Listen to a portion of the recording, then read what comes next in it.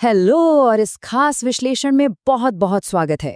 Banking sector में career शुरू करने की राह देखने वालों के लिए आज एक बहुत ही शानदार खबर है। यूनियन बैंक ऑफ इंडिया ने 2026 के लिए अपनी अप्रेंटिस भर्ती की घोषणा कर दी है। तो बिना समय बर्बाद किए आइए सीधे इस महत्वपूर्ण नोटिफिकेशन की गहराइयों में चलते हैं। चलिए सीधे सबसे बड़े और अहम आंकड़े पर नजर डालते हैं। 1865। जी हाँ, यूनियन बैंक ऑफ इंडिया ने पूरे देश भर में 1865 अप्रेंटिस पदों के लिए रिक्तियां निकाली हैं। ये कोई छोटी मोटी संख्या नहीं है। इतनी बड़ी तादाद में वैकेंसी का सीधा सा मतलब है कि तगड़े कंपटीशन के बावजूद योग्य उम्मीदवारों के लिए इस राष्ट्रीय स्तर के अवसर में अपनी जगह पक्की करने की एक बहुत ही मजबूत संभावना मौजूद है।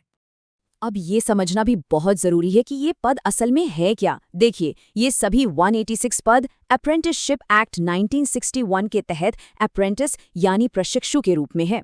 आसान भाषा में कहें तो ये कोई आम डेस्क जॉब नहीं है, बल्कि बैंकिंग इंडस्ट्री के असली कामकाज को बिल्कुल ग्राउंड जीरो से सीखने और अनुभव लेने का एक बेहद प्रैक्टिकल तरीका है। और हाँ, आवेदन की पूरी प्रक्रिया BFSI एम्प्लॉयमेंट एक्सचेंज पोर्टल, जिसे शॉर्ट में बीप कहते हैं, उसके जरिए पूरी की जाएगी।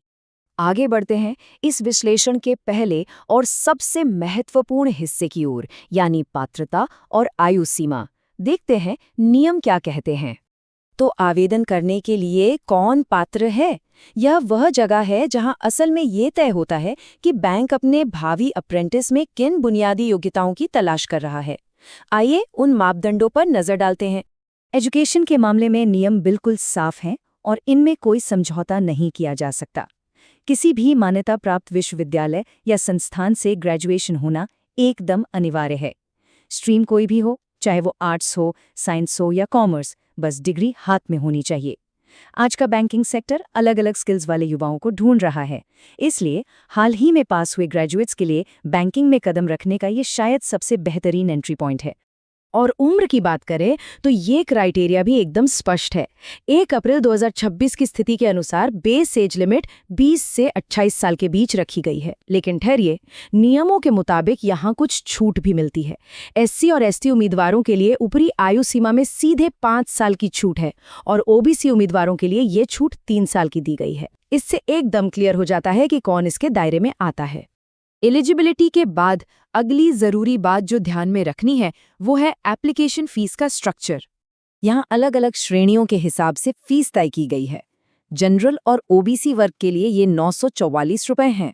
वहीं महिला उम्मीदवारों के लिए, चाहे वे किसी भी वर्ग की हों, फीस थोड़ी कम यानी 708 रुपए रखी गई है।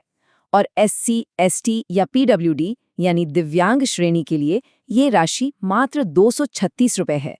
फॉर्म भरते वक्त अपनी सही कैटेगरी चुनना बहुत जरूरी है ताकि पेमेंट में कोई भी दिक्कत ना आए। चलिए अब आते हैं इस पूरी प्रक्रिया के सबसे नाजुक और अंतिम हिस्से पर, महत्वपूर्ण आवेदन डेडलाइंस। तो अच्छी खबर ये है कि परीक्षा की तिथि अभी घोषित नहीं की गई है, इसे बाद में नोटिफाई किया जाएगा।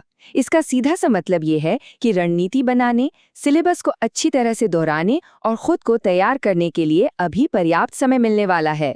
लेकिन अप्लाई करने की जो टाइमलाइन है उसकी कहानी बिल्कुल ही अलग है, क्योंकि सबसे अहम बात यह है कि ऑनलाइन आवेदन की आखिरी तारीख 19 मई 2026 है। अब 15 मई की वर्तमान तारीख को देखते हुए ऑनलाइन फॉर्म सबमिट करने के लिए मुश्किल से 4 दिन बचे हैं। बिल्कुल एंड टाइम पर सर्वर क्रैश होने या किसी और तकनीकी दिक्कत से बचने के लिए तुरंत ये प्रोसेस पूरी करना ही समझदारी है। वक्त सच में बहुत तेजी से आगे बढ़ रहा है। क्या 19 मई की डेडलाइन से पहले एलिजिबिलिटी चेक करके अपनी जगह पक्की की जाएगी? आधिकारिक वेबसाइट पर जाकर तुरंत इन 1865 पदों के लिए आवेदन किया जा सकता है। पर जाते जाते ये एक बड़ा और दिलचस्प सवाल पीछे छोड़ जाता है। क्या इस तरह का अप्रेंटिसशिप मॉडल भविष्य में भारत के बैंकिंग सेक्टर में एंट्री का सबसे नया और असरदार मानक बनने वाला है? इस विश्लेषण से जुड़ने के लिए बहुत बहुत धन्यवाद।